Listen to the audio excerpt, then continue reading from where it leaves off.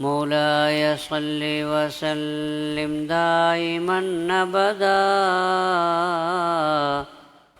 على حبيبك خير الخلق كلهم.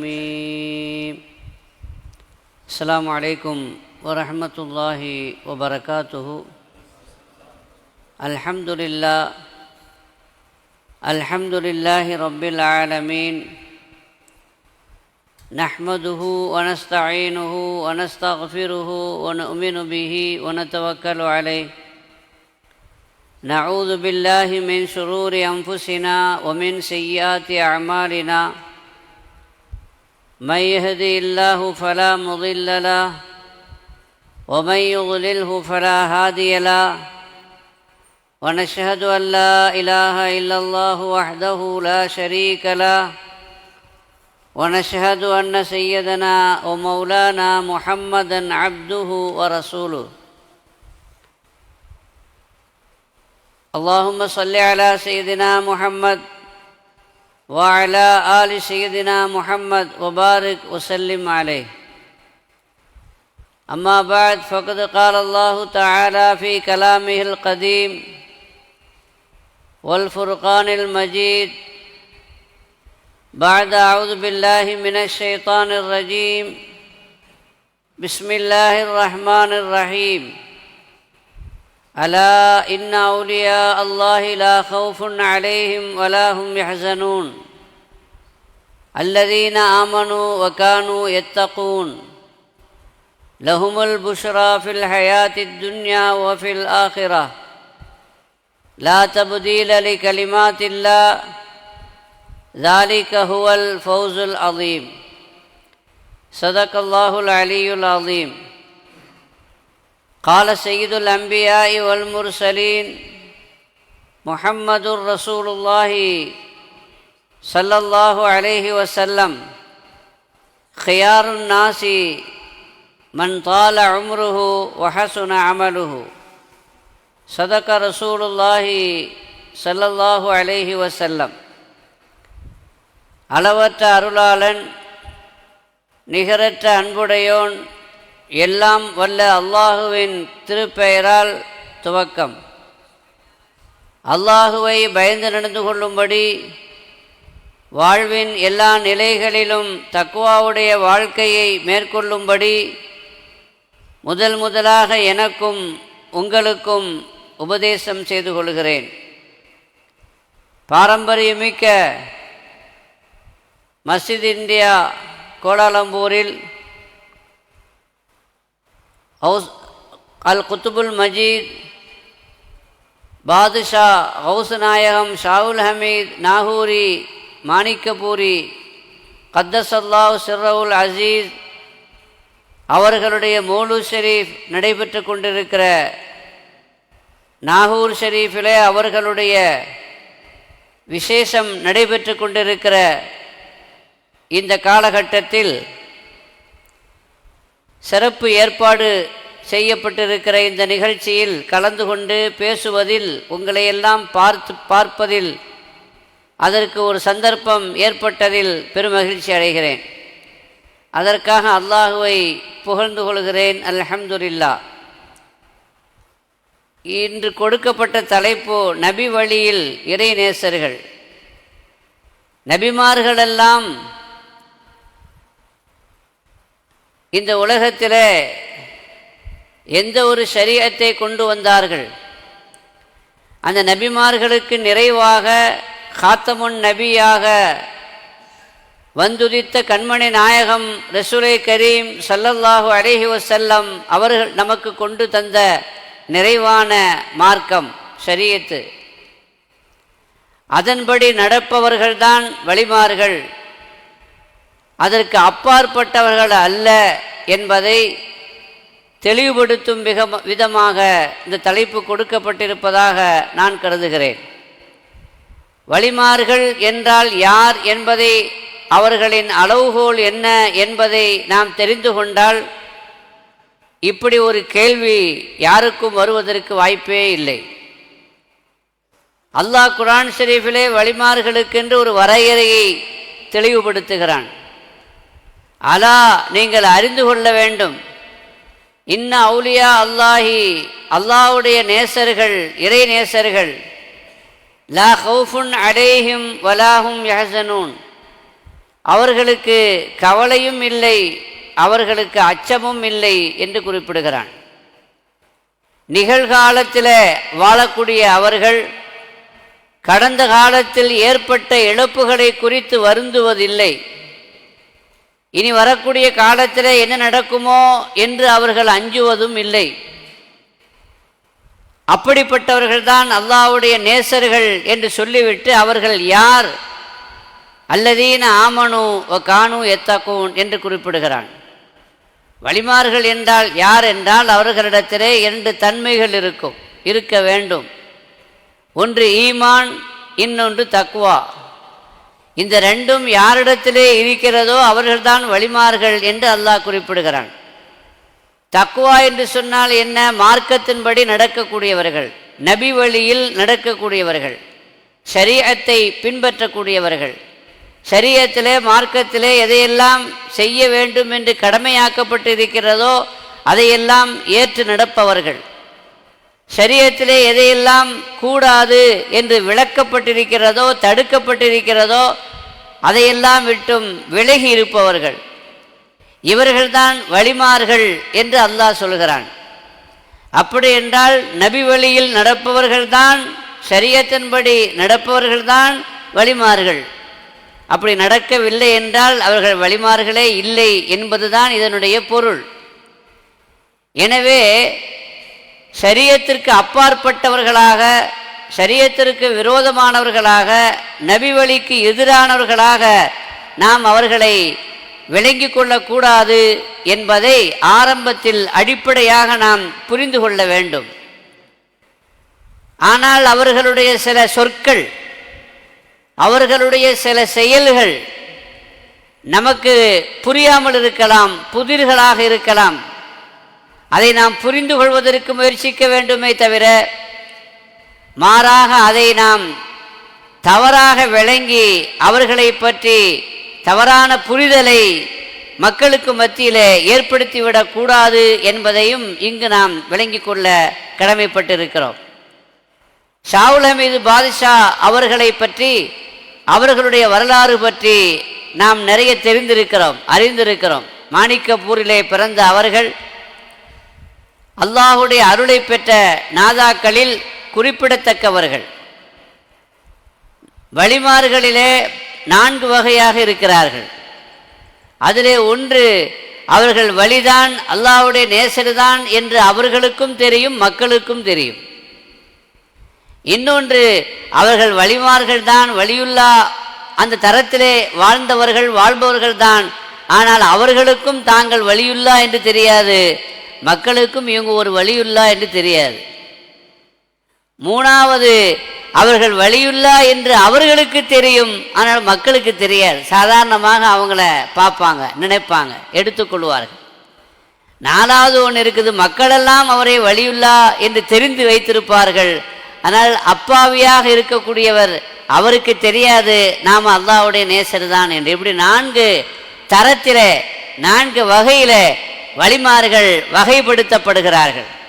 அதிலே ஹவுசுல் ஆலம் Muhiyuddin Abdul Qadir Jilani கத்தஸல்லாஹு சிர்ரஹுல் Aziz, குதுப Hind சுல்தானுல் Hind Haja Moinuddin ஜிஸ்ஸி Ajmeri ஹசனி Sanchari கத்தஸல்லாஹு சிர்ரஹுல் Aziz, குத்துபுல் Majeed Shahul Hameed பாஷா கஞ்ச ஷவாயி Nagori கத்தஸல்லாஹு சிர்ரஹுல் Aziz, ஏர்வாடு Ibrahim ஷஹீது Waliullah ஏர்பதி போன்ற வலிமார்கள், அவர்களுக்கும் தாங்கள் அல்லாஹ்வுடைய நேசர் என்று தெரியும், மக்களுக்கும் இவர்கள் அல்லாஹ்வுடைய நேசர் என்று தெரியும். அப்படிப்பட்ட பிரபல்யமான அல்லாஹுவால் கபூல் செய்யப்பட்ட நல்லோர்கள், நாதாக்கள் கூட்டத்திலே அவர்கள் எண்ணப்படுகிறார்கள். சங்கைக்குரிய பெருமக்களே, பாதுஷா நாயகத்தின் மீது நமக்கு ஒரு பிரியம் இருக்கிறது, ஒரு பக்தியும் இருக்கிறது. ஹவுசுல் ஆலம் முஹியுத்தீன் அப்துல் காதிர் ஜீலானி கத்தஸல்லாஹு சிர்ரஹுல் அஸீஸ் அவர்கள் மீது நமக்கு ஒரு பிரியம் இருக்கிறது, அவர்கள் மீது பக்தியும் இருக்கிறது. ஆனால் அவர்கள் நம் உறவுக்காரர் அல்ல, நம்ம சொந்தக்காரர்களும் அல்ல. ஆனாலும் கூட முன்பின் தெரியாத அறியாத இன்னும் நமக்கும் அவர்களுக்கும் காலத்தால் நிறைய வித்தியாசங்களும் இருக்கிறது.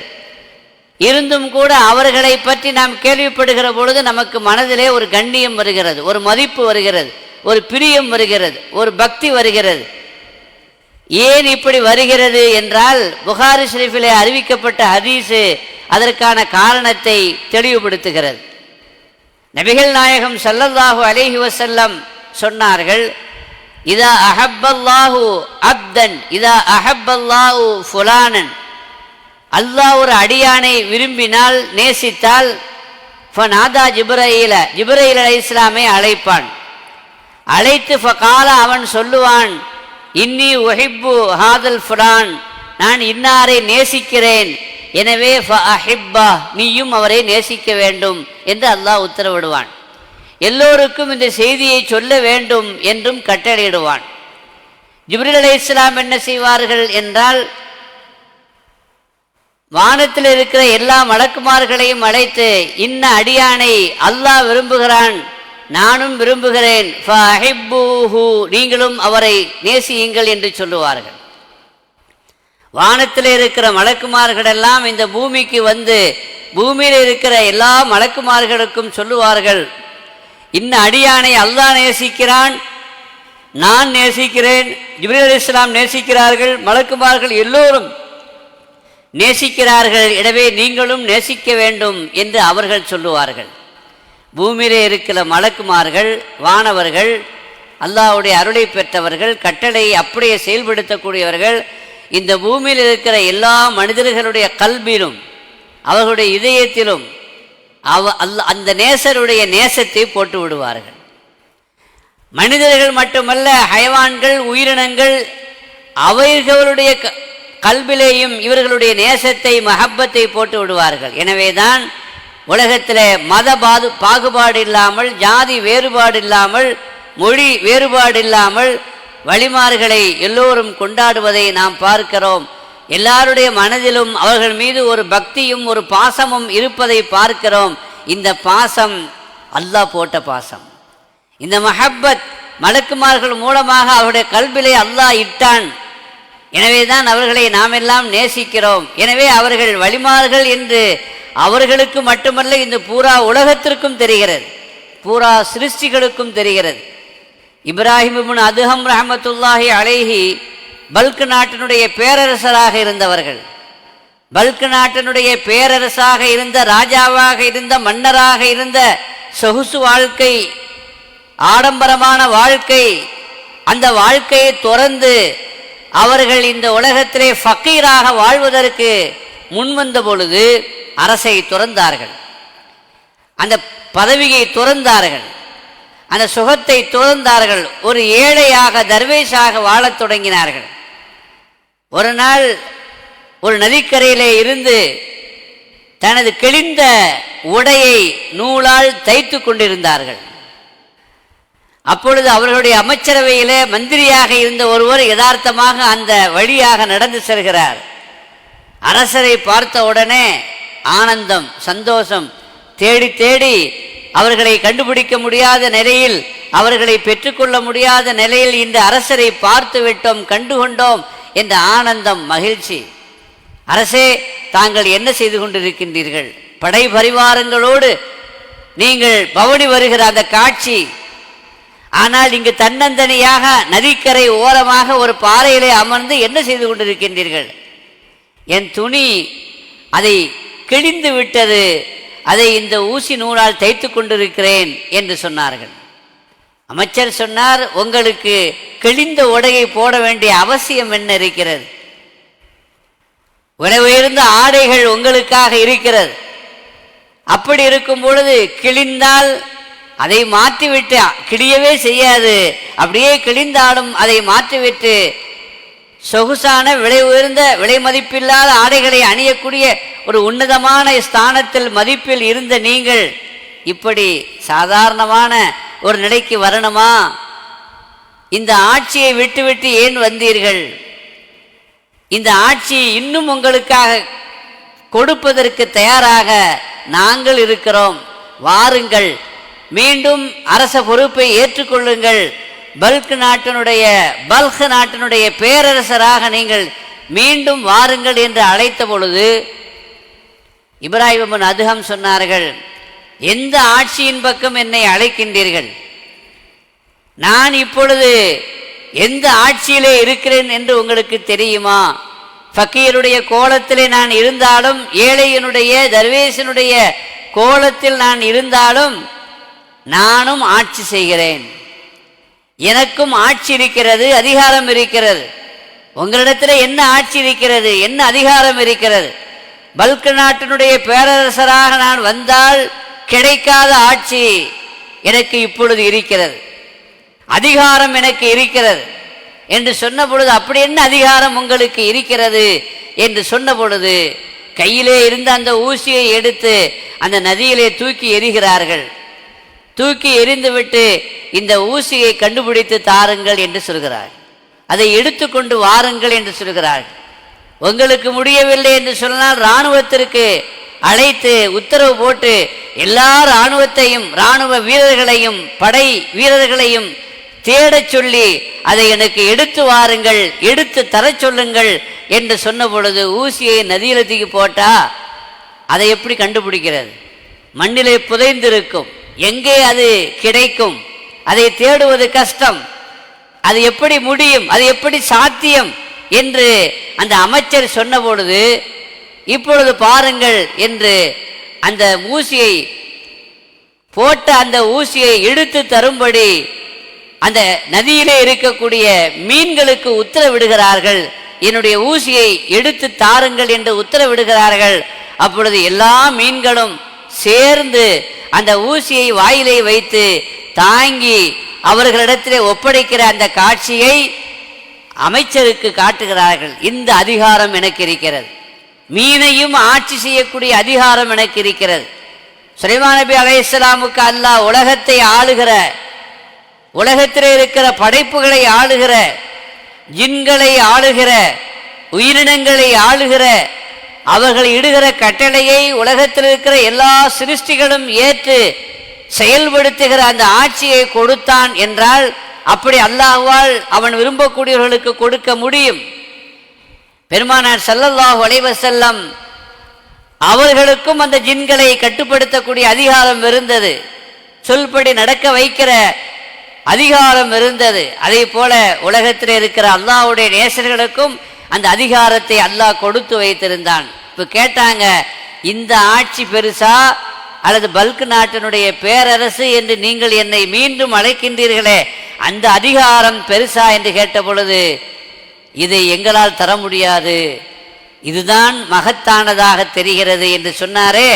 அது எப்படி வந்தது, மீன்களுக்கு எப்படி தெரிந்தது என்றால், அல்லாஹ்வுடைய ரசூல் சொன்னார்கள் அல்லவா, அல்லாஹ் ஒரு அடியானை நேசித்தால் அதனுடைய நேசத்தை உலகத்தில் இருக்கிற எல்லா படைப்புகளுடைய உள்ளத்திலையும் போட்டு விடுகிறான். எனவே எல்லா படைப்புகளும் எல்லா சிருஷ்டிகளும் அவுலியாக்களை நேசிக்கிறது. அவர்கள் இடுகிற கட்டளைகளை நிறைவேற்றுவதற்கு அது தயாராகி விடுகிறது என்பதனுடைய வெளிப்பாடுதான் இது என்று நாம் பார்க்கிறோம். என்றால் நாகூர் பாட்ஷா நாயகத்தை நாடி தேடி தமிழ்நாட்டில் மட்டுமல்ல, பூரா இந்தியாவில் மட்டுமல்ல, உலகத்தினுடைய பல பகுதிகளில் இருந்தும் வருகிறார்கள் என்று சொன்னால் அதற்கு காரணம் அல்லாஹ்வுடைய நேசர். அந்த நேசரின் பொருட்டினால் நாம் அல்லாஹ்விடத்திலே துஆ செய்தால் அல்லாஹ் நம்முடைய துஆவை கபூல் செய்வான் என்று உலகெங்கிலும் முஸ்லிம்கள் அறிந்திருக்கிறார்கள். அந்த மஹப்பத், அந்த நேசம், அந்த பக்தி தான் அங்கு பெருந்திரளான கூட்டத்தை வருடா வருடமும் கூட்டி அவர்களுடைய அந்த இந்த உலகத்திற்கு பறைசாற்றி கொண்டிருக்கிறது. என்றால் அவர்கள் 400 ஃபக்கீர்களோடு வந்தார்கள். அவர்களும் ஒரு ஃபக்கீராகத்தான் இருந்தார்கள். கையேடு திருவோடு வைத்திருந்தார்கள். யாரின் பக்கமும் தேவையாகவில்லை.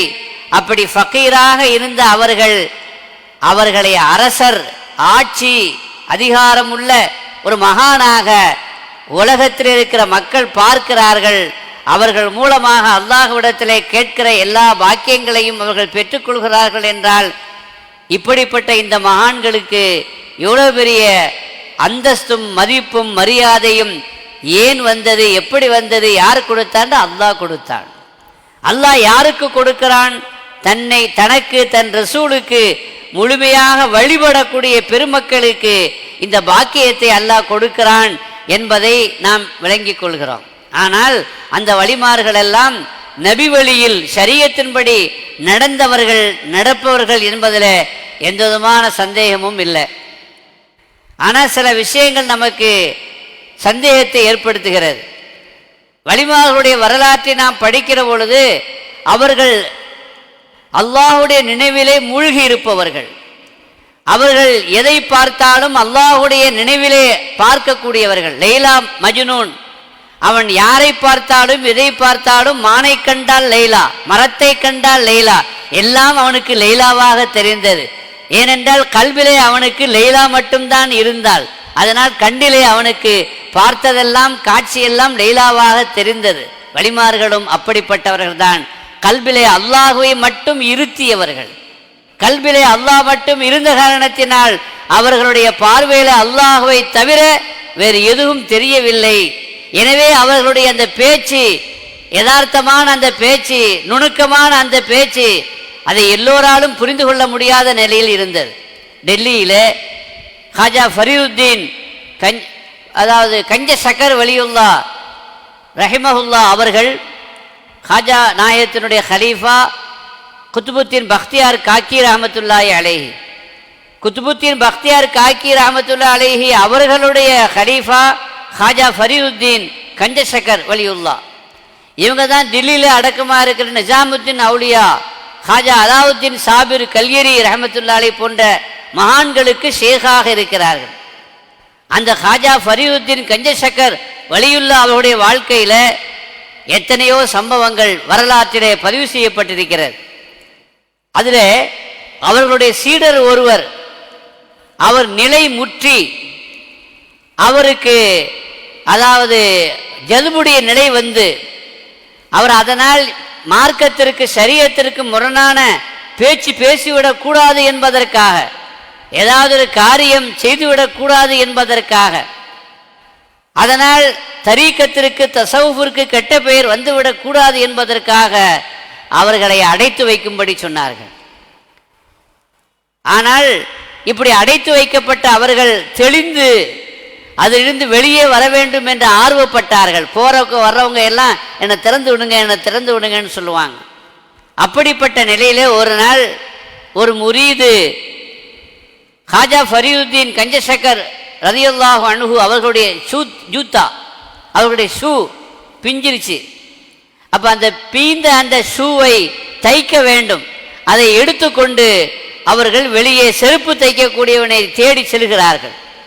அப்படி செல்கிற பொழுது அந்த காட்சியை கண்ட இவர் உள்ளே ஷேகுடைய அந்த ஜூத்தாவை பார்த்துவிட்டு, அந்த ஷூவை பார்த்துவிட்டு பதறுகிறார், துடிக்கிறார், என்னை திறந்து விடுங்கள், அந்த வேலையை நான் செய்கிறேன் என்று கெஞ்சுகிறார். ரொம்ப கெஞ்சின உடனே பாவப்பட்டு இவர் திறந்து விட்டு அந்த ஷூவை, அந்த ஜூத்தாவை யார் கையில் கொடுக்குறாரு? அடைக்கப்பட்டிருந்த, பூட்டப்பட்டிருந்த அந்த சீடரிடத்திலே கொடுக்கிறார். இவர் எடுத்துக்கொண்டு செல்கிறார். அந்த ஷூவை தைப்பதற்காக எடுத்துக்கொண்டு செல்கிறார். செருப்பு தைக்கக்கூடிய இடத்திலே இதை கொண்டு கொடுத்த பொழுது அவன் கேட்டான், இது யாருடைய ஷூ என்று கேட்டான், இது யாருடைய ஜூத்தா என்று கேட்டான். இவர் சொன்னார், இது அல்லாஹ்வுடைய செருப்புன்னார், இது அல்லாஹ்வுடைய ஜூத்தான்னார். என்னது அல்லாஹ்வுடைய செருப்பு? அல்லாஹ்வுக்கு எப்படியா செருப்பு இருக்கும்? அல்லாஹ்வுக்கு உருவம் இல்லை, உடல் இல்லை, கால் இல்லை. உருவமும் உடலும் காலும் இருந்தா தானே அல்லாஹ்வுக்கு செருப்பு வரும். அல்லாஹ்வுக்கு தான் காலே இல்லையே. கால் இல்லாத, உருவம் இல்லாத, உடல் இல்லாத அல்லாஹ்வுக்கு எப்படி செருப்பு வரும்? இது யார் செருப்பு? உண்மையில சொல்லு, இது அல்லாஹ்வுடைய செருப்பு தான் அடிச்சு பேசினார். இதுக்கு தான் அவர் அடைச்சி வச்சிருந்தார். அவர் இவர் ஹால் மாதிரி இப்படி எதையாவது பேசுவார், பேசிடக்கூடாதுங்கிறதுக்காக வேண்டி தான் அடைச்சி வைத்திருந்தார். ஆனால் இன்று வெளியே வந்து இது யாருடைய செருப்பு, இது யாருடைய ஷூ என்று கேட்ட பொழுது இது அல்லாஹ்வுடைய ஷூன்னு சொன்னாராம். இந்த ஆள் யார் அது என்று அவர் விசாரிக்க, ஏற்கனவே அந்த அரசருக்கும் இந்த மகானுக்கும், அதாவது மகான் அவருக்கு பிடிக்காது. அதனால என்ன வருதுன்னு பார்த்துக்கிட்டு இருக்கிறார். எதையாவது ஒரு காரணத்தை சொல்லி ஷரியத்திற்கு மாற்றமாக எதையாவது ஒரு குற்றச்சாட்டின் பேரில் அவரை நாம் கைது செய்திடலாம் அல்லது அவரை அரெஸ்ட் பண்ணிடலாம் அல்லது அவரின் மீது தண்டனை கொடுக்கலாம்ங்கிற எதிர்பார்த்து கொடுக்கிற காலகட்டத்தில் அவருடைய முரீது இந்த மாதிரி அல்லாஹ்வுடைய செருப்புன்னு சொல்லி ஷேகுடைய செருப்பு அல்லாஹ்வுடைய செருப்புன்னு சொல்றாரு, சரியத்திற்கு மாற்றமாக பேசுகிறாரு அப்படின்னு சொன்ன உடனே முதல்ல அந்த சீடரை அரெஸ்ட் பண்ணுங்கிறார். சீடரை அரெஸ்ட் பண்ணி உள்ள ஜெயிலில் போட்டாங்க. இந்த செய்தி ஷேக் அவர்களுக்கு கிடைக்கிறது. ஷேக் ஃபரீதுத்தீன் கஞ்சசக்கர் ரலியல்லாஹு அன்ஹு அவர்களுக்கு கிடைக்கிறது. உடனே அவங்க ஜதுபாயி, யாருடா என்னுடைய முரீதை என்னுடைய சீடரை ஜெயிலில் வைப்பது, யாருக்கு அந்த அதிகாரம் இருக்கிறதுன்னு சொல்லி ஆவேசத்தோடு வெளியே வருகிறார். வெளியே வருகிற பொழுது யார் அவரை கைது செய்தது, என்ன குற்றத்தின் பேரில் கைது செய்தது என்று கேட்கிற பொழுது அவரை அழைத்து கொண்டு அவரை பிடித்து கொண்டு எல்லோரும் அரசருடைய தர்பாருக்கு கொண்டு வந்து விடுகிறார்கள். மகான்ட்டு கேட்டாங்க. அரசர் கேட்கிறார், உங்க சீடர் இப்படி சொல்கிறார், எப்படி சொல்கிறார், உங்க ஜூத்தாவை உங்களுடைய செருப்பை இது யாருடைய செருப்புன்னு கேட்டா இது அல்லாஹ்வுடைய செருப்புன்னு சொல்றாரு, இது சரியா அப்படின்னு கேட்டார். அவர் அரசருடைய நோக்கம் இவரை பிடிக்கணுங்கிறதுக்கு. சரி அப்படின்னு சொன்னா இவரையும் பிடிச்சி உள்ள போட்டாரலாம். சரி இல்லைன்னு சொன்னா அப்ப இவரை தன்னுடைய முரீது சொன்னது தப்பு தான் அப்படிங்கிறத நிரூபணம் ஆயிடும். அப்படிங்கிறதுக்காண்டி கேட்டார், உங்க சீடர் சொன்னது சரியா அப்படின்னு கேட்கும் பொழுது இவரு சொன்னாரு, அவர் சொன்னதுல என்ன தப்பு இருக்குன்னாரு. இவர் ஹாஜா ஃபரீதுத்தீன் கஞ்சசக்கர் வலியுல்லா கேட்டாங்க, அவர் சொன்னதுல என்னங்க தப்பு இருக்குது, கரெக்டா தானே சொல்லியிருக்கிறாரு, அது எப்படி சரியாகும், ஷூ உங்களுக்குள்ளது, உங்களுக்குள்ள ஷூவை அல்லாஹ்வுக்குள்ளதுன்னு எப்படி சொல்லலாம், அது சிறுக்கு இல்லையா அப்படின்னு கேட்டார். உடனே அவர் கேட்கிறார், யாரிடத்துல, அரசரிடத்துல கேட்டார், இந்த வானத்தை படைத்தது யார் என்று கேட்டார். அல்லாஹ் படைத்தான் என்று அவர் சொன்னார். அப்ப இந்த வானம் யாருக்குரியது, இது அல்லாஹ்வுக்குரியது. பூமியை படைத்தது யார், அல்லாஹ் படைத்தான். அப்படின்னா இந்த பூமி யாருக்குரியது, இது அல்லாஹ்வுக்குரியது. சூரியனை படைத்தது யார், சூரியனை படைத்தது அல்லாஹ். அப்படின்னா சூரியன் யாருக்குரியது, அல்லாஹ்வுக்குரியது. சந்திரனை படைத்தது யார், அல்லாஹ் படைத்தான். சந்திரன் யாருக்குரியது, அல்லாஹ்வுக்குரியது. நட்சத்திரங்களை படைத்தது யார், அல்லாஹ் படைத்தான். அப்படி என்றால் நட்சத்திரங்கள் யாருக்குரியது, அல்லாஹ்வுக்குரியது. மலைகளை படைத்தது, கடலை படைத்தது, திடலை படைத்தது, நதிகளை படைத்தது, இதுவெல்லாம் யார் என்று கேட்ட பொழுது எல்லாவற்றையும் அல்லாஹ் படைத்தான். அப்படி என்றால் இவைகளெல்லாம் யாருக்கு சொந்தமானது, அல்லாஹ்வுக்கு சொந்தமானது என்று கேட்டுக்கிட்டே வந்தாரு.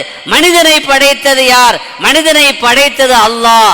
அல்லாஹ் படைத்த அந்த மனிதன் யாருக்கு சொந்தம், இன்னா லில்லாஹி வ இன்னா இலைஹி ராஜிஊன் என்று அல்லாஹ்வே சொல்லிவிட்டான்.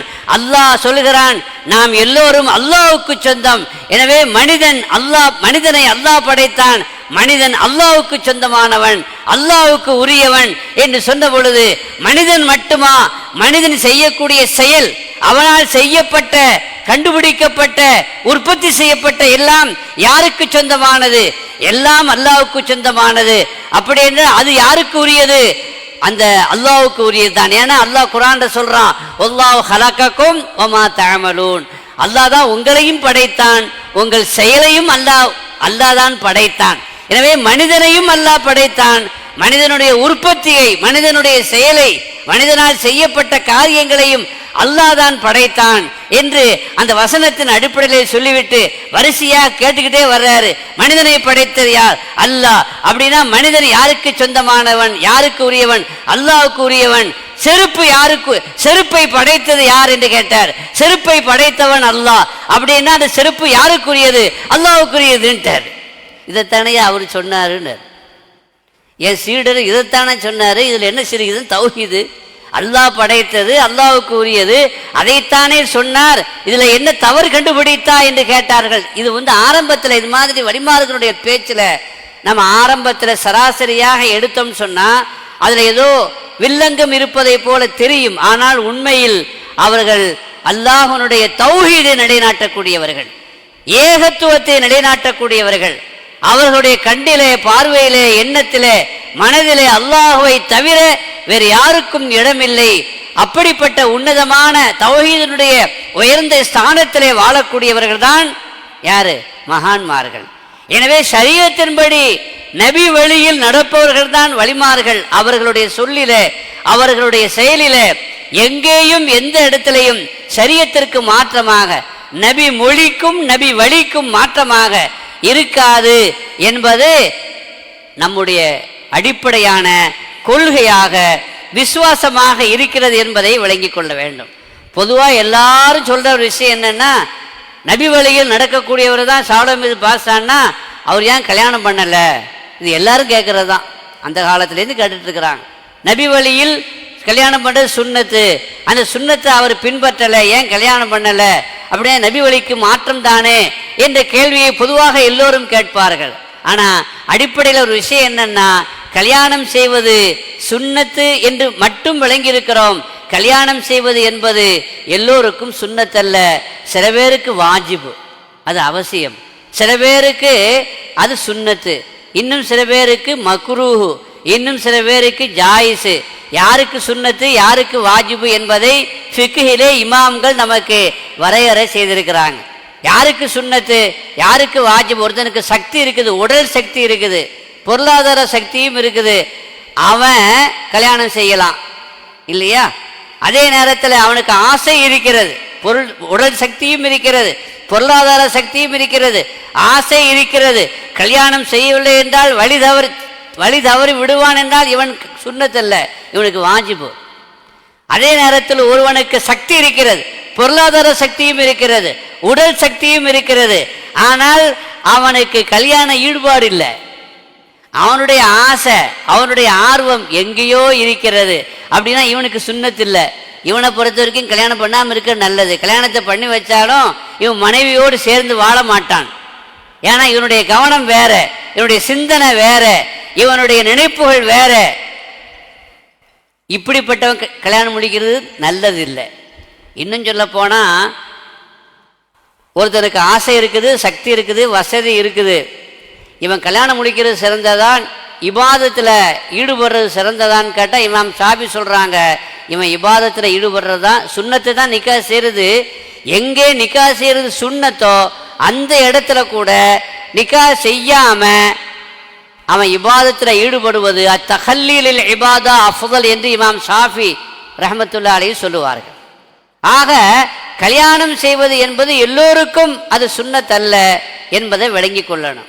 இறை சிந்தனையிலே மூழ்கி இருக்கக்கூடியவர்கள், அந்த கவனத்திலேயே லயித்திருப்பவர்கள், வேற சிந்தனை இல்லை, வேற கவனம் இல்லை, ஆசை இருக்கத்தான் செய்யுது, சக்தி இருக்கத்தான் செய்யுது, பொருளாதார சக்தியும் இருந்தாலும் கூட அவனுக்கு கல்யாணம் செய்கிறது சுன்னத்துன்னு வராது.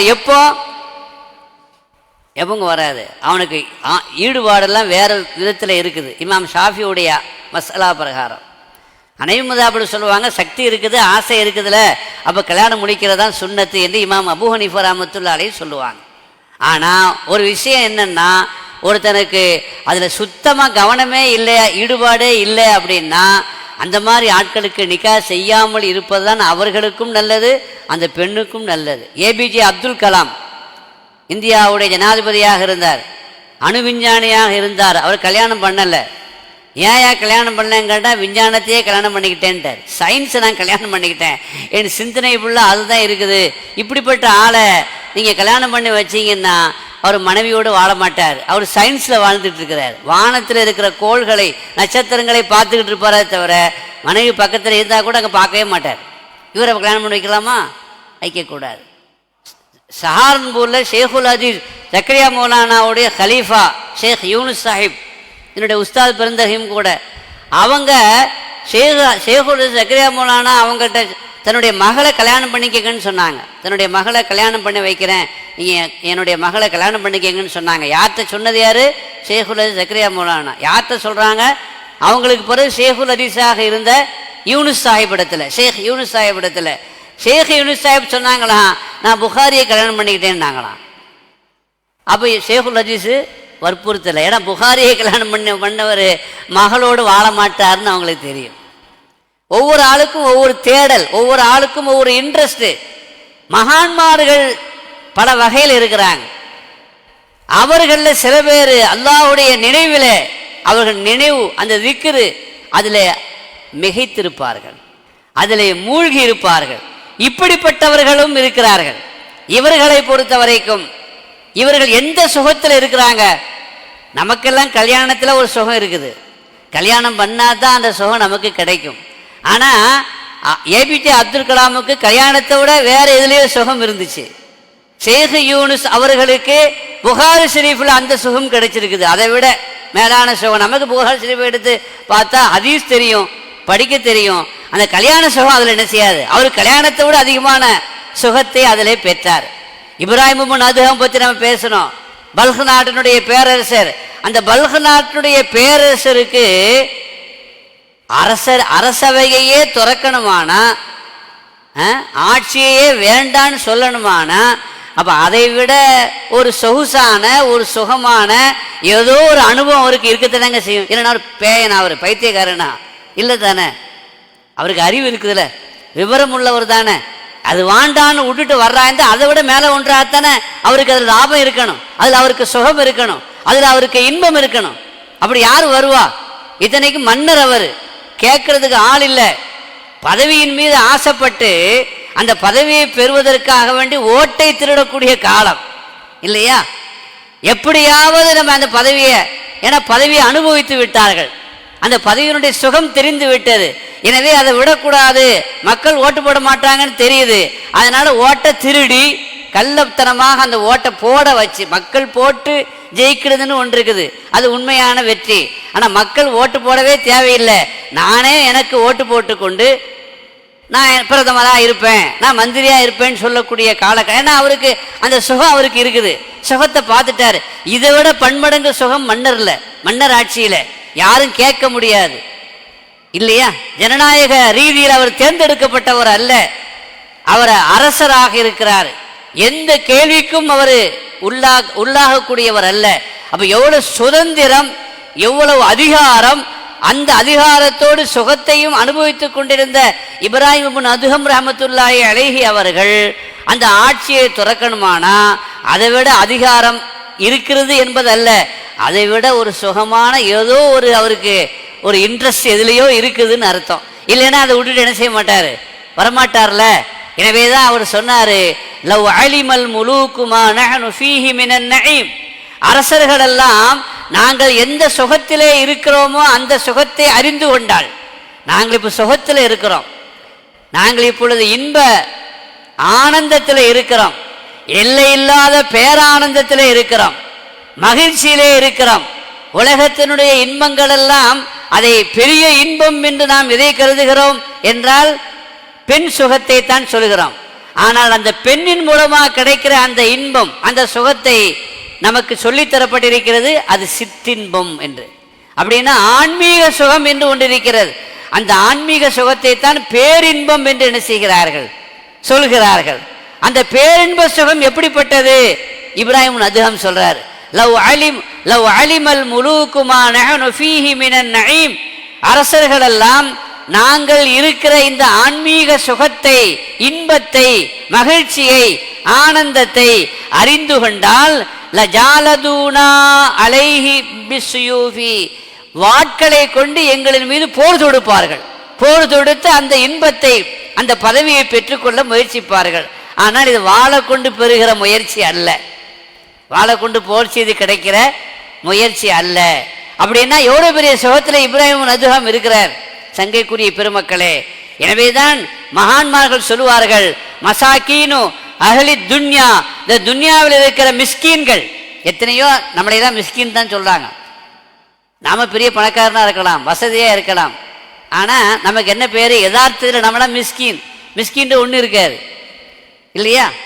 அந்த நம்மை பார்த்து, துன்யாதாரிகளை பார்த்து மகான்மார்கள், ஷேகுமார்கள் சொல்றாங்க, மசாக்கீனு அஹ்லி துன்யா, துன்யாவில் இருக்கிற மிஸ்கீன்கள் ஹரஜு மின்ஹா, இந்த துன்யாவை விட்டும் வெளியேறி விட்டார்கள். ஒமா லாக்கு அத்யப மா ஃபீஹா, இந்த துன்யாவில் இருக்கிற பெரிய சுகத்தை அனுபவிக்காமலே போயிட்டாங்கிறாங்க. இந்த துன்யாவில் இருக்கிற பேரின்பம் அது ஆன்மீகத்தினுடைய இன்பம், அதுதான் பெரிய சுகம். அந்த சுகத்தை அனுபவிக்காமலேயே இந்த உலகத்தை விட்டு யாரெல்லாம் போயிட்டாங்களோ அவங்களாம் மிஸ்கீன்கள், பாக்கியம் இல்லாதவர்கள் என்று சொல்கிறார்கள். அப்படி என்றால் அப்ப அது எந்த இன்பமாக இருக்கும்?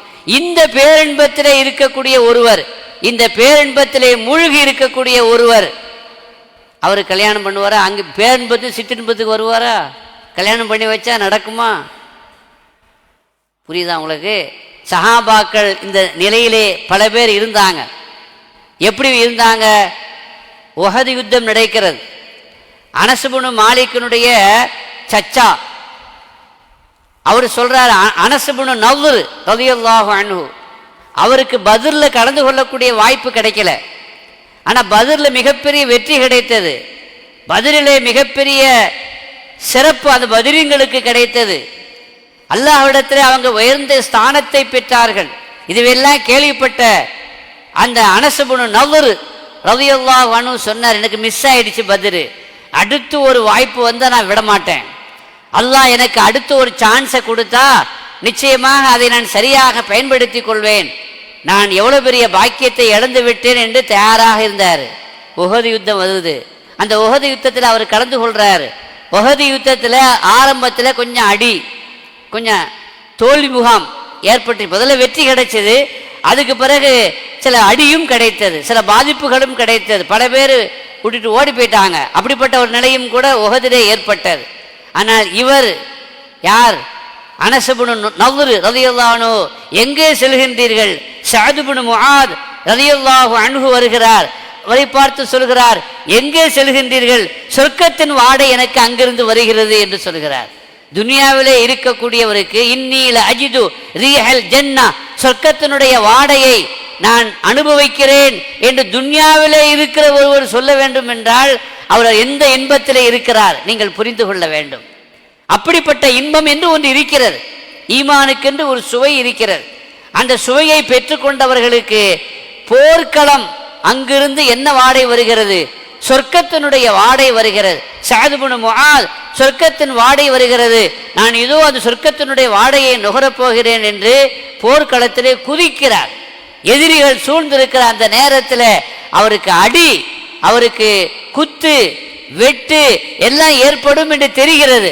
ஆனாலும் அதைவிட பெரிதாக அவருக்கு எது தெரிகிறது? அதிலே இருந்து வருகிற சொர்க்கத்தினுடைய வாடை தெரிகிறது. அதிலே அவர் ஷஹீதாகிறார். அனஸ் இப்னு நவ்ர் ரலியல்லாஹு அன்ஹு அவர்கள் ஷஹீதானார்கள். ஷஹீதான அந்த சஹாபி, அவர் உடம்புல வாளால், ஈட்டியால், அம்பால் குத்தப்பட்ட காயங்கள் 80 காயங்கள் இருந்ததாக சொல்லப்படுகிறது.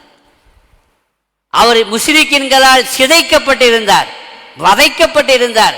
அடையாளமே தெரியல. அவர் யாருங்கிறத எப்படி கண்டுபிடிச்சாங்கன்னா, அவர் விரலுடைய ஒரு அடையாளத்தை வச்சு அவருடைய ஒரு சகோதரி தான் கண்டுபிடிச்சாங்க. எல்லாம் தெரியும், அவருக்கு வேதனை தெரியும், குத்து தெரியும், அடி தெரியும். ஆனாலும் கூட அவராக என்ன செய்கிறார்? சொர்க்கத்தினுடைய சுகந்தம் எனக்கு வீசுகிறது என்று சொல்லிவிட்டு சென்றார் என்றால் அவருக்கு தெரிந்தது அந்த ஆன்மீகத்தினுடைய வாடை இல்லையா? அந்த ரூஹானியத்தான அந்த பேரின்பம் அவர் துன்யாவிலேயே பெற்றுக்கொள்கிறார்.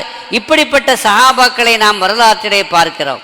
சங்கைக்குரிய பெருமக்களே, இந்த உயர்ந்த மர்த்தபாவிலே இருக்கக்கூடியவர்கள் தான் ஷாவுலமி பாதுஷா அவர்கள் ஃபக்கீர்களை வைத்துக்கொண்டு, கூடவே ஃபக்கீர்களை வைத்துக்கொண்டு இஸ்லாத்தை பரப்புகிறார்கள்.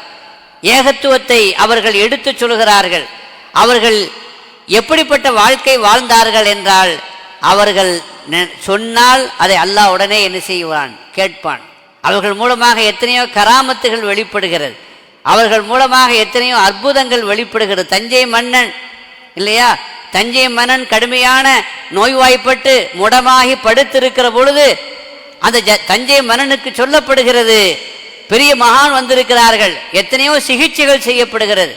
எத்தனையோ மந்திரவாதங்கள் மூலமாக அந்த சிகிச்சை செய்யப்படுகிறது. ஆனால் யாருடைய மருந்துக்கும் அந்த நோயிலிருந்து அந்த மன்னரால் எழுந்திருக்க முடியவில்லை.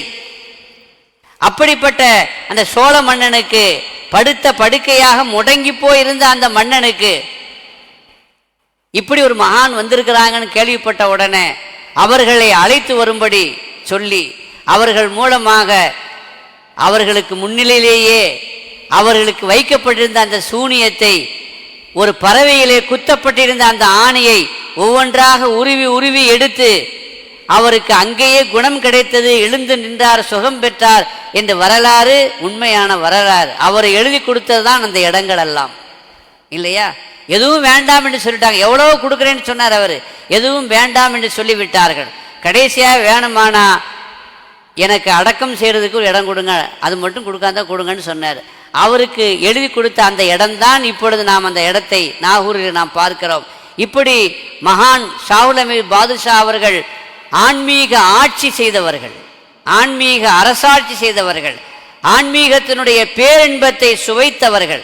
எனவேதான் அவர்கள் சொன்னார்கள், நான் வஃபாத்தாகிவிட்டால் மகனார் யூசுப் தாதாவிடத்தில் சொல்றாங்க, எடுத்து வளர்க்கப்பட்ட அவர்களுடைய ஆன்மீக குழந்தை தான் யூசுப். யூசுஃபுடைய அத்தா அவர்களுக்கு குழந்தை இல்லாமல் கராமத்தின் மூலமாக பிறந்த அந்த குழந்தை வரலாறு நமக்கு தெரியும். அந்த குழந்தை யூசுப் தாதா அவர்கள் கல்யாணம் செய்து மக்களோடு பேரப்பிள்ளைகளோடு நாகூரிலே வாழ்கிறார்கள். அவர்களிடத்திலே சொல்கிறார்கள், எல்லோரும் கூடியிருக்கிறார்கள், வஃபாத்துடைய நேரம் நெருங்கி விடுகிறது. யூசுப் தாதா அழுகிறார்கள், கூடியிருப்பவர்களும் சுற்றி இருப்பவர்களும் அழுகிறார்கள். அழவேண்டிய அவசியமில்லை, மரணம் எல்லோருக்கும் நிச்சயிக்கப்பட்ட ஒன்று.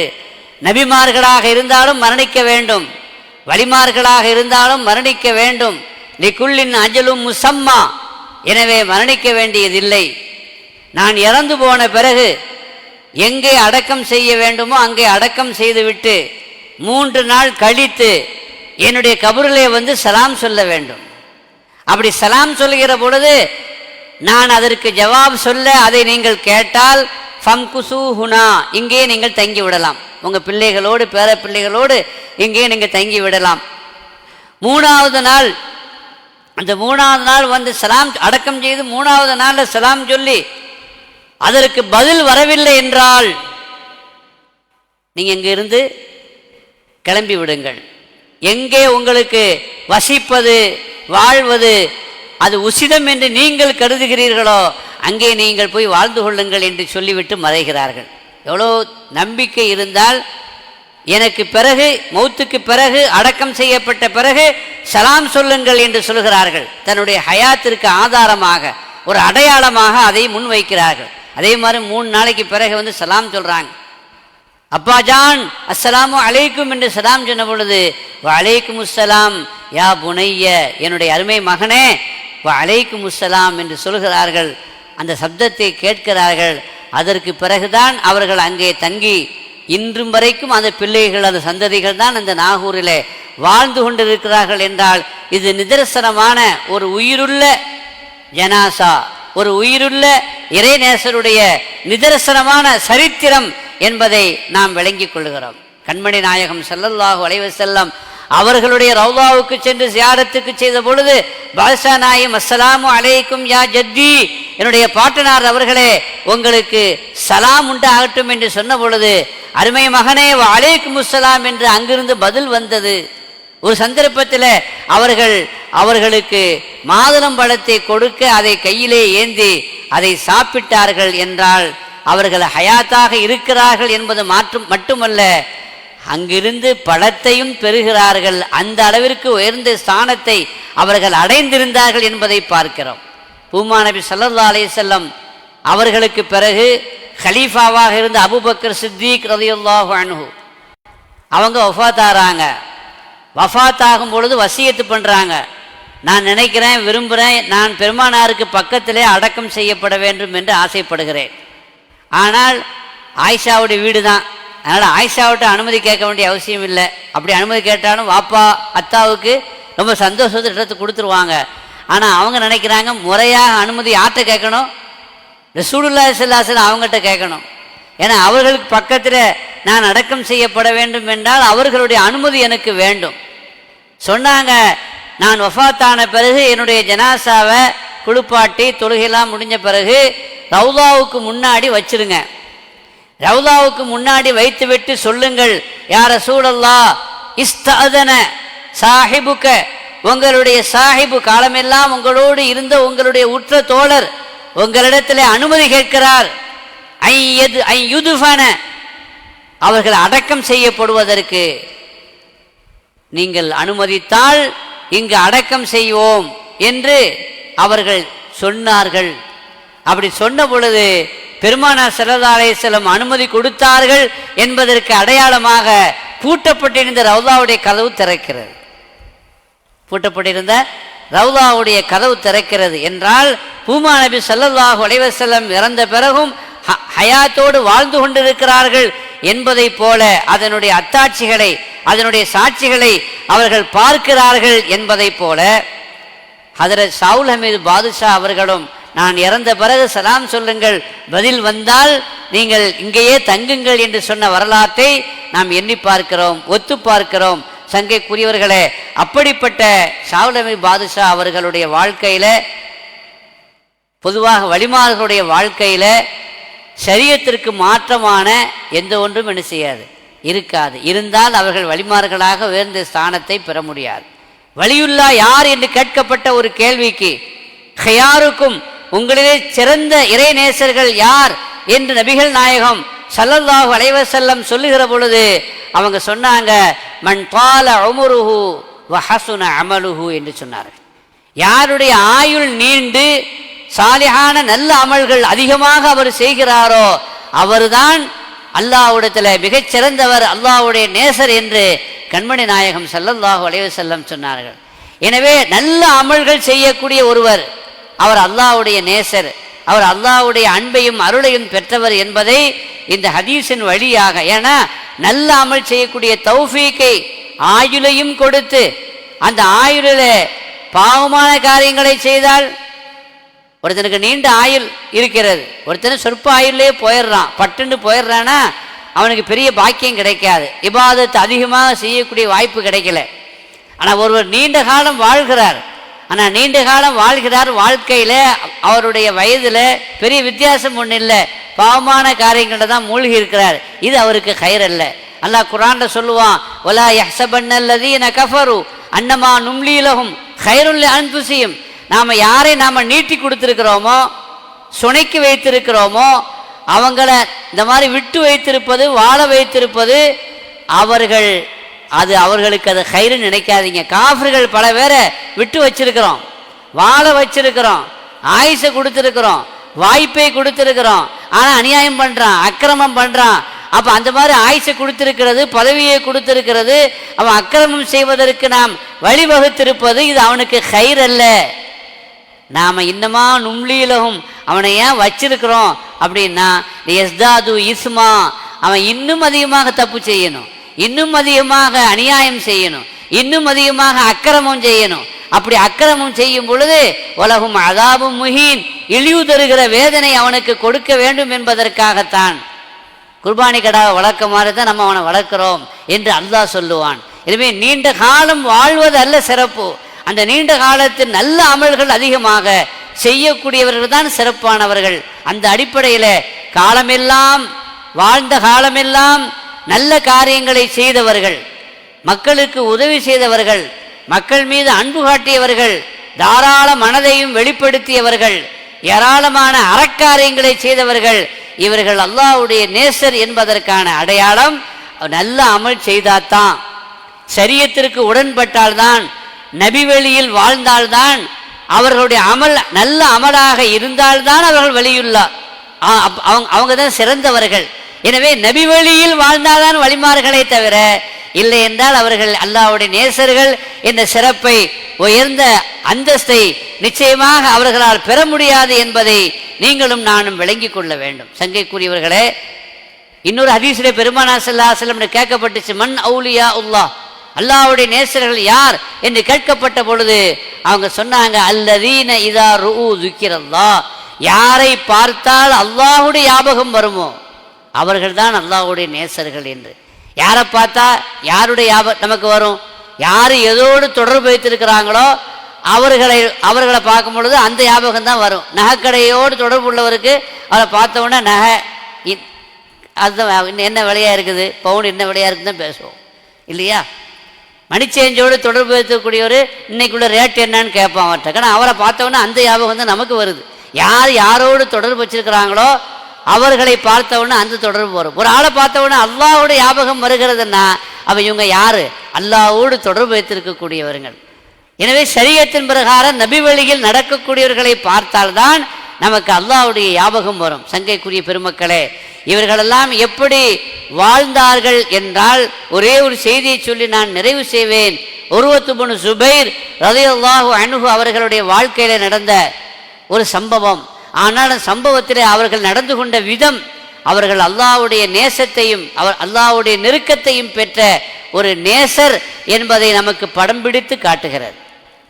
இப்படிப்பட்ட மகான்களெல்லாம் எப்படி வாழ்வார்கள், அவருடைய நினைவுகளெல்லாம் எங்கே இருக்கும், அவர்கள் எதிலே சந்தோஷப்படுவார்கள், அவர்களுக்கு எதிலே சுகம் இருக்கும் என்பதையும் அந்த ஹதீஸு நமக்கு தெளிவுபடுத்துகிறது. ஹலீஃபா வலீது பின் அப்துல் மலிக் அரசராக இருக்கிற பொழுது, ஹலீஃபாவாக இருக்கிற பொழுது உருவாவை அழைக்கின்றார்கள். அரசருடைய அழைப்பை ஏற்று அவர்கள் ஷாம் செல்கிறார்கள். அப்படி செல்கிற பொழுது பயணத்தில் காலில் ஒரு கட்டி ஏற்படுகிறது, ஒரு பொக்களம் வருகிறது. அது புண்ணாகி சடம் வைத்து கடைசியில் அரசரை சந்திக்கிற பொழுது மருத்துவர்களெல்லாம் அவரை பார்த்துவிட்டு சோதித்து விட்டு இது குணமாகாது, அதனால் இந்த கால் தப்பிக்கணுமானா இந்த காலில் இருக்கக்கூடிய அந்த புண்ணு, அந்த பொக்களம் இது பெருசாகி கொண்டே தான் இருக்கும், அதனால் வெட்டி எடுக்கணும்னு சொன்னாங்க. காலை வெட்டி எடுக்கணும், முட்டு வரைக்கும் வெட்டி எடுக்கணும். இல்லைன்னா அது அப்படியே அந்த கிருமி, அந்த வைரஸு உடல் முழுவதும் பரவி உடலுக்கு உயிருக்கு ஆபத்தை விளைவித்து விடும் என்று சொன்னார்கள். அவர் அரசரே சொன்னாங்க, நீங்கள் ஒத்துக்கங்க அப்படின்ட்டு. அது எப்படி நான் சம்மதிப்பேன்னு சொல்லி மறுத்தாங்க. ஆனால் எல்லோரும் சொன்ன போது சரின்னு ஒத்துக்கிட்டாங்க. சரின்னு ஒத்துக்கிட்டா ரம்பத்தை வச்சு காலை அறுக்கணும். அது எவ்வளோ பெரிய வேதனை, உயிரோடு ரம்பத்தை வச்சு அறுக்கணுமானால் அது எவ்வளோ பெரிய வலியை தரக்கூடியது. ஆனால் அந்த சம்பவத்தில் அவங்கள்ட்ட சொன்னாங்க, டாக்டர்லாம் வலி தெரியாமல் இருக்கணுமானா கொஞ்சம் மது குடிங்கன்னாங்க. மது குடிச்சிங்கன்னா அந்த காலத்தினுடைய மயக்க மருந்து, நீங்கள் போதையில் இருப்பீங்க, மறந்து இருப்பீங்க, அந்த தெரியாமல் இருக்கும் பொழுது வலி தெரியாமல் நாங்கள் என்ன செய்திருவோம், உங்கள் காலை நாங்கள் ரம்பத்தை வச்சு அறுத்துறோன்னு சொன்னாங்க. அது சம்மதிக்க முடியாது. கொஞ்ச நேரம் கூட அல்லாஹ்வுடைய நினைவு இல்லாமல் நான் மஸ்தில் இருக்கிறதா போதையில் இருக்கிறதா சம்மதிக்கவே முடியாது. கடுமையான வழியாக இருக்குமே. நான் தொழுகையில் இருக்கும் பொழுது இந்த வேலையை பாருங்கள், நான் தொழுகையில் ஈடுபட்டு இருக்கிற பொழுது என் காலை நீங்கள் ரம்பத்தை கொண்டு அறுத்து விடுங்கள் என்று சொன்ன பொழுது அவர்கள் தொழுகைக்கு தக்பீர் கட்டி விட்டார்கள். மருத்துவர்களெல்லாம் ரம்பத்தை கொண்டு காலை அறுக்கிற ஊசி போடுறதே நம்மளால் தாங்க முடியல, ஊன்னு கத்துறோம். இல்லை கர்ச்சிப்பு துணி எல்லாத்தையும் வாயில் வச்சு அமுக்கி அந்த வெளியை தாங்க முடியல, அவ்வளோ பலகீனம் நம்ம புல்தடிக்கு பயில்வான்கள் நாம். ஆனால் உர்வத்து பின் சுபைர் அவர்களுக்கு என்ன செய்யப்படுது, ரம்பத்தை வைத்து கால் அறுக்கப்படுகிறது. ஆனால் தொழுகையில் ஈடுபட்ட பிறகு நீங்கள் அதை செய்யுங்க என்று சொல்லப்படுகிறது. அதே மாதிரி செய்கிறாங்க. ஒரு முனங்கள் வரணுமே, இப்படி சத்தம் வரணுமே, ஒரு சத்தமும் வரலை, ஒரு முனங்களும் வரலை. நிம்மதியாக தொழுகையை நிறைவேற்றி முழுமைப்படுத்தி தொழுகையிட சலாம் கொடுத்த பிறகு கேட்டாங்களாம், காலை வெட்டிட்டீங்களான்னு கேட்டாங்களாம். ஏன்? அப்போ தொழுகையில் அவர்கள் எந்த நினைவில் இருந்திருப்பார்கள், எவ்வளோ ஹுதுவோடு தொழுதிருப்பார்கள், எந்த நினைவிலே அவர்கள் இருந்தால், எந்த நிலையிலே அவர்கள் மூழ்கி இருந்தால் அது அவர்களுக்கு சுகமாக இருந்திருக்கும். இப்படிப்பட்டவர்கள் தான் மகான்மார்கள். அல்லாஹ்வுடைய திக்ரிலே அவர்கள் மூழ்கி இருந்தால் அது அவர்களுக்கு பேரானந்தத்தை கொடுக்கும். எந்த அளவுக்கு பேரானந்தத்தை கொடுக்கும், ரம்பத்தை வைத்து அறுத்தாலும் கூட அவங்களுக்கு என்ன செய்யாது, தெரியாது. இப்படிப்பட்ட மகான்கள் இவர்கள் தான் அல்லாஹ்வுடைய நேசர்கள். அல்லாஹ்வுடைய இந்த நேசர் நபி வழியில் இறை நேசர்கள் இல்லையா. நிர்பந்தமான சமயத்தில் நம்முடைய போதை கொடுக்கலான்னு சொல்றாங்க, ஹம்ரு கொடுக்கலாம், மயக்க மருந்து கொடுத்து நமக்கு ஆபரேஷன் பண்றாங்க. ஆனால் மயக்க மருந்து கொடுத்தீங்கன்னா கொஞ்ச நேரம் நான் அல்லாஹ்வுடைய நினைவு இல்லாமல் இருப்பேனே, அதை நான் சம்மதிக்கலைங்கிறாங்க. அந்த அளவிற்கு நபி வழியில் ஷரியத்தில் சுன்னத்தை இறை நினைவு அச்சு போகக்கூடிய ஒரு நிலை எனக்கு வேண்டாம். அவர்களுக்கு இரவெல்லாம் நின்று வணங்கக்கூடியவங்க, பகலெல்லாம் நோன்பு வைக்கக்கூடியவங்க. அவங்க அவுராது முடங்கவே இல்லையா, ஒரே ஒரு நாள் மட்டும்தான் முடங்குச்சான். எந்த நாள்? ஆப்ரேஷன் பண்ணாங்கல்ல அந்த நாள் மட்டும் இரவு தொழுகை தொழலை. அடுத்த நாள்லேருந்து ஸ்டார்ட் பண்ணிட்டார் மற்ற எல்லாத்தையும். சுப்ஹானல்லாஹ் இல்லையா? இப்போ எந்த நினைவில் எந்த அர்ப்பணிப்பில் அல்லாஹ்வுடைய அந்த திக்ரில் லைஃப்பில் அவங்க வாழ்ந்திருப்பாங்க இருந்திருப்பாங்கங்கிறத விளங்கணும். அதுக்கு அடுத்து என்ன நடக்குதுன்னா, மறுநாள் காலையில் அவர் பிரியமான மகனையும் கூட்டிகிட்டு போயிருந்தார், சின்ன குழந்தை. அந்த குழந்தை தவறி போய் குதிரை கட்டி வைக்கப்படுற இடத்துல விழுந்து அந்த குதிரை அவனை மிதித்து அதில் இறந்து போச்சு. காலும் போயிடுச்சு, பிள்ளையும் இறந்து போச்சு. அவட்ட எவ்வளோ பெரிய சோகமாக இருக்கும், எவ்வளோ பெரிய துக்கமாக இருக்கும். எல்லாரும் அவருக்கு ஆறுதல் சொன்னார்களாம். காடும் இந்த மாதிரி ஆயிடுச்சு, அதே மாதிரி பையனும் இந்த மாதிரி போயிட்டான் அப்படின்னு. இப்போ அவங்க சொன்னாங்களாம், இந்த காலை கொண்டு நான் அல்லாஹ்வுக்கு விரோதமான, ஷரியத்திற்கு மாற்றமாக, நபி வழிக்கு விரோதமாக எந்த ஒரு செயலுக்கும் இடத்திற்கும் நான் செல்லவில்லை. ஆனாலும் கூட அவங்களுடைய சொல்ல பாருங்க, அல்லாஹ் எனக்கு 4 உறுப்பை கொடுத்திருந்தான். 1 2 கை, 2 காலு, எத்தனைங்க 4. இது எல்லாமே பார்வை செவி, மொத்தம் எத்தனை 6 உறுப்பை கொடுத்தான். ரப்பே நீ 6 உறுப்பை முக்கியமான உறுப்பை கொடுத்த, ஒன்றை தானே நீ எடுத்துக்கிட்ட, அல்ஹம்துலில்லாஹ்னாங்களாம். அதே மாதிரி எனக்கு 7 குழந்தைகளை தந்தாய், 7 மகன்களை தந்தாய், அதிலே ஒரு மகனைத்தானே எடுத்தாய், மீதி உள்ள மகனை என்னிடத்தில் தானே வைத்திருக்கிறாய். இருப்பதை பார்க்கிறார்கள், இல்லாததை பார்க்கவில்லை. இதுதான் வலிமார்களுடைய அந்த ஷுக்குருடைய பார்வை. சங்கைக்குரிய பெருமக்களே, இப்படிப்பட்டவர்கள், இப்படிப்பட்ட மனநிலையில் உள்ளவர்கள் தான் அல்லாஹ்வுடைய ரசூலுக்கு முழுமையாக கட்டுப்பட்டவர்கள் தான், சபரோடு வாழ்ந்து அது வாழ வேண்டும் என்பதை கற்றுக் கொடுத்தவர்கள் தான் அல்லாஹ்வுடைய நேசர்கள் என்பதை பார்க்கிறோம். என்றால் உர்வத்து இப்னு ஸுபைர் ரலியல்லாஹு அன்ஹு அவர்கள் மிகச்சிறந்த ஒரு எடுத்துக்காட்டாக, அந்த கால் எடுக்கப்பட்ட அந்த நேரத்திலையும் தொழுகை விடாதவர்களாக, ஷரியத்திற்கு மாற்றமாக ஷரியத்தை விடாதவர்களாக வாழ்ந்தார்களே. அப்படிப்பட்ட அல்லாஹ் நமக்கு ஆரோக்கியத்தை தரணும், நமக்கு ஆஃபியத்தை தரணும். உயிர் உள்ள வரைக்கும் நம்மளுடைய உடல் உறுப்புகளை சஹீ சலாமத்தாக ஆக்கணும். நமக்கு அந்த வேதனையை தந்தால் நம்மளால் தாங்க முடியாது. வேதனை இல்லாத, நோய் இல்லாத, நோயற்ற வாழ்வை அல்லாஹ் நமக்கு தந்து எல்லா நிலைகளிலும் அல்லாஹுவை நினைத்து மறக்காமல் அவனுடைய கடமைகளை செய்யக்கூடிய தௌஃபீக்கை அல்லாஹ் நம் அனைவருக்கும் வழங்கி அருள் புரிய வேண்டும். பிஹக்கு சய்யிதினா முஹம்மத், கிருபையுள்ள நாயனே, எங்கள் எல்லோருக்கும் நோயற்ற வாழ்வை வழங்கி அருள் புரிவாயாக, குறையற்ற செல்வத்தையும் வழங்கி அருள் புரிவாயாக, ஆஃபியத்தை தருவாயாக, சுகத்தை தருவாயாக, நலத்தை தருவாயாக, உனக்கு நன்றி செய்யக்கூடிய அந்த கல்பை தருவாயாக, எப்பொழுதும் உனது திக்ரை கொண்டு நனைந்திருக்கக்கூடிய நாவை தருவாயாக. கிருபையுள்ள நாயனே, எங்களுக்கு ஈமானை தருவாயாக, ஈமானோடு வாழக்கூடிய தௌஃபீக்கை தருவாயாக, ஈமானோடு மரணிக்கக்கூடிய நசீபையும் எங்களுக்கு வழங்கி அருள் புரிவாயாக. உன்னை தவிர வேறு யாரிடத்திலையும் தேவை உள்ளவர்களாக எங்களை ஆக்காதிருப்பாயாக. கிருபையுள்ள நாயனே, எங்களது எல்லா தேவைகளையும் நீயே நிறைவேற்றி வைப்பாயாக, எங்களது கவலைகளை போக்குவாயாக, எங்கள் கடன்களை நீ நிறைவேற்றி தருவாயாக.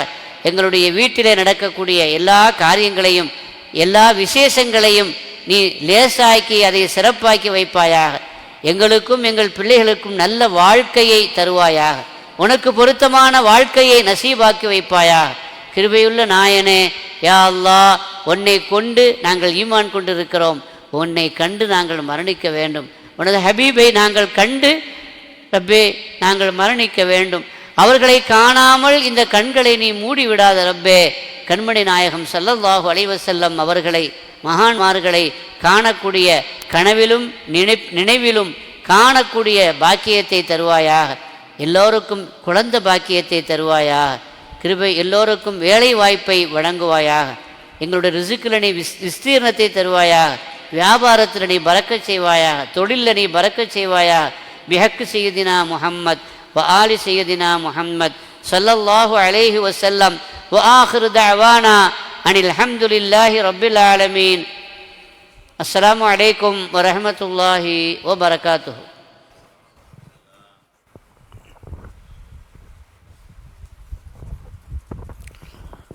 அல்ஹம்துலில்லாஹ்.